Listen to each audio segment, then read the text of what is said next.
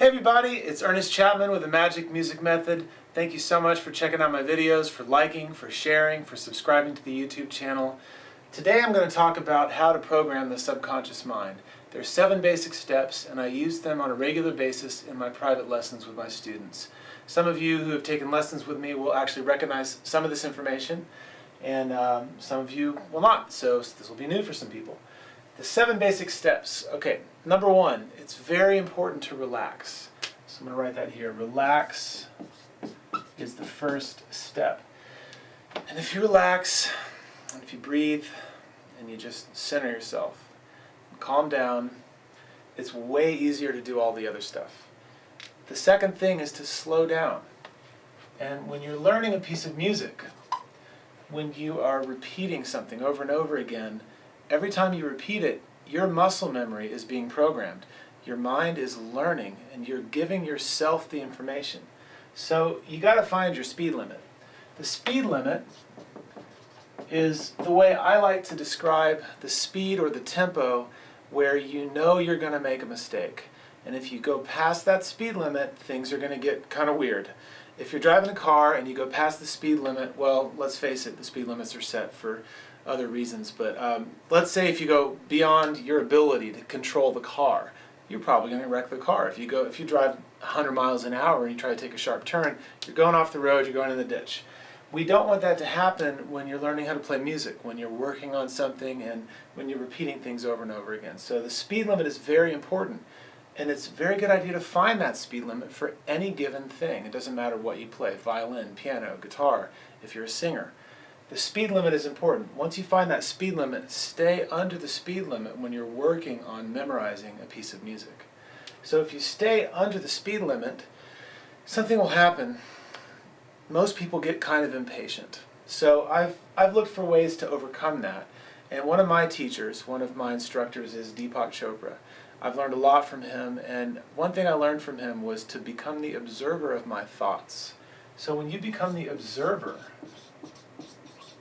of your thoughts, it's a lot easier to calm down, relax, and go under the speed limit. If you're observing your thoughts, it's almost like you're the audience and you're watching yourself perform, even though it's not a performance, because you're just working on some new thing, you're going over something. If you observe your thoughts, you can then filter for negativity. You can actually keep bad things out. You can keep things positive and on target and on course. So it's very important to relax, slow down, find your speed limit, and become the observer of your own thoughts. And at that point, you need to allow your nervous system to imprint the information. This is something you can do consciously. You can consciously allow your nervous system to receive information and to deeply imprint that information. And you can do it by experiencing timelessness. When you experience timelessness, you're not worried about the laundry or the dishes or homework or your job or anything. And in fact, you might be late for the next thing because you just forgot what time it was, because you got so wrapped up in doing whatever you were doing musically that you lost track of time. If you're experiencing timelessness, then your nervous system is paying attention to what's happening, because it's just eating it like food. Music is like food, and it doesn't even matter what you eat the food with. You can eat the same food with a fork, you can eat with a spoon, with chopsticks. It doesn't matter what instrument you play. Music is like food. So you can eat music with any instrument.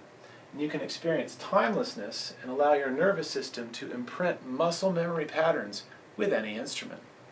So the next thing you want to do, after you've spent a little bit of time in this area in the top part, is you really want to let your mind wander for just a second, okay? And that's kind of a palate cleanser. So you let your mind wander, let it kind of go outside the bounds for a minute, and a palate cleanser. And it's almost like you distract yourself for just a moment from what it is that you're doing, so that when you come back to it, it feels fresh. And this idea is based on the Pimsleur method. If any of you have studied foreign languages, you may have run across the Pimsleur method. The Pimsleur method has a concept that I think is absolutely brilliant. It's called graduated interval recall.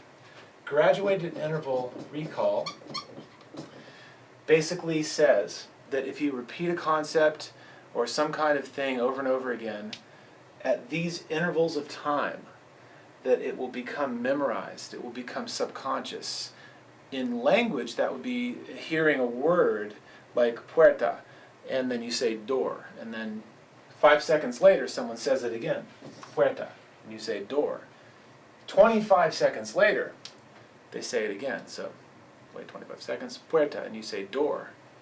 And then 2 minutes later, puerta, and they say door.